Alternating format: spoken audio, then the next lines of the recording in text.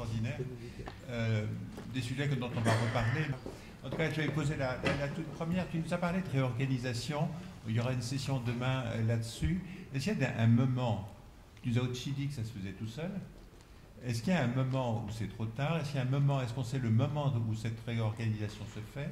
Est-ce qu'elle est forcément avant la 41e semaine de maturation? Est-ce qu'on a un peu plus d'idées sur l'importance vis-à-vis de la remise en place de ces voies du moment où la lésion s'est faite?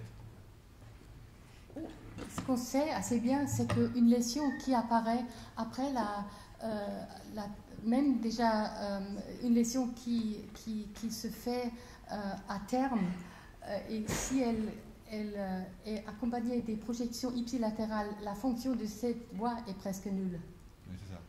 C'est presque Mais trop tard ce qui se passe avec si on peut soutenir les trajectoires ipsilatérales à avoir une meilleure fonction, c'est théoriquement pas facile parce que ça revient du même cortex moteur. Donc comment influencer il faut plutôt peut-être, c'était aussi discuté, il faut plutôt retenir la projection contralatérale. Mais le cerveau tout seul fait déjà, on a des exemples extraordinaires où il y a dans une lésion, dans un grand infarctus, il y a un petit pont de tissu et on a pensé que c'est une cicatrice, mais c'était la voie motrice, parce que le cerveau le retient. Monsieur, quelqu'un a levé la main. Oui, je voulais répéter ce que vous avez dit. Donc, avec l'IRM, il y a 90% des paralysies cérébrales qui sont vues avec une malformation ou une lésion. Non, une lésion. Les malformations, c'est à part, c'est 10%. Oui, c'est ça. Donc 90%, les deux. Voilà. Donc ça veut dire qu'il n'y a que 10% des personnes qui passent des IRM pour lesquelles on voit une lésion ou une malformation. On ne voit pas, pardon.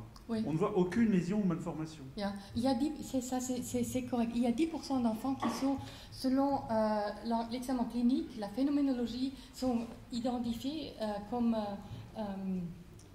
enfants PC, mais où on ne peut pas avoir une vision claire de la causation par IRM. Il n'y a pas d'étiologie, donc.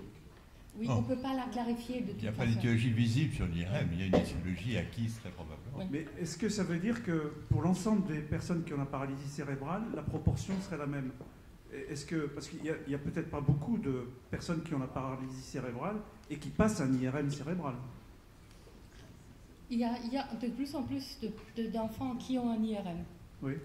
Et on espère aussi avec la qualité qui devient meilleure, on pourra peut-être voir des lésions, des petites lésions. Par exemple, dans la ischémie hypoxique ischémique encéphalopathy de l'enfant né à terme, il peut y avoir des petites lésions qui sont souvent négligées.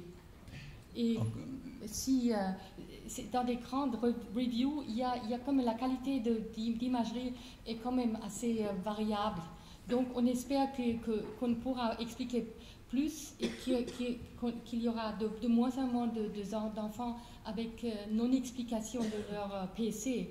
Mais aussi longtemps qu'on le définit sur un plan clinique, il va y avoir probablement toujours quelqu'un où on ne peut pas voir la cause. On va une ultime question, s'il y en a une. Est-ce que je peux poser une question? Là, vous avez parlé d'intervention précoce, pas précoce, et vous avez parlé de renforcement musculaire ou d'autres. Une question très grossière, est-ce que la kinésithérapie change quelque chose dans le cerveau? Est-ce que oui, elle peut. Il y a par exemple, les études qui sont les mieux suivies sont le Constraint Induced Movement Therapy. Dans les enfants plus âgés avec PC unilatéral spastique, là on a très bien démontré que par le training intensifié, on peut changer l'activation, le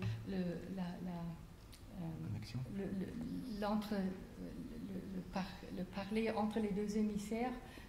C'est un sujet en lui-même, mais on peut très clairement montrer qu'il se passe quelque chose dans le cerveau qui est lié à la fonctionnalité qui devient meilleur. On y reviendra demain, de toute façon, dans la session.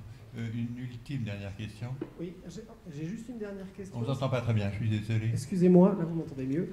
J'ai une question juste par rapport à ce que vous avez dit, et ça rejoint la question précédente, sur les interventions précoces et notamment spécifiques, c'est-à-dire que certaines équipes maintenant proposent la contrainte induite à des enfants de 6 mois et de façon intensive. Je voulais savoir quel était votre point de vue par rapport à cette intervention. Une intervention CIMT? Oui, très précoce, les baby On a eu CIMT. des grandes discussions hier. Moi, je trouve que c'est dangereux. Parce que pour le moment, on ne sait pas encore. Dans tes mots, entre l'intervention spécifique et l'environnement stimulant, je crois que tu fais cette distinction-là. Oui, mais Michael, il veut savoir ce que je pense sur de la CIMT précoce. Et moi, je trouve qu'il faut faire il faut essayer de stimuler que l'enfant prenne sa main qui est atteinte. D'ailleurs, il faut toujours un certain moment avant qu'on réalise ça dans la situation clinique. Et aussi longtemps que dans la première année, il y a tant ce qui se passe encore dans le développement normal de la main qui est bonne. Et on ne sait pas ce qu'on fait si on empêche cette main de fonctionner. Donc, il n'y a pas une rationale bonne à installer ce traitement tellement précocement et on ne se rend pas compte du dommage qu'on pourrait éventuellement faire. Ok, merci infiniment encore une fois d'avoir fait cette conférence si claire.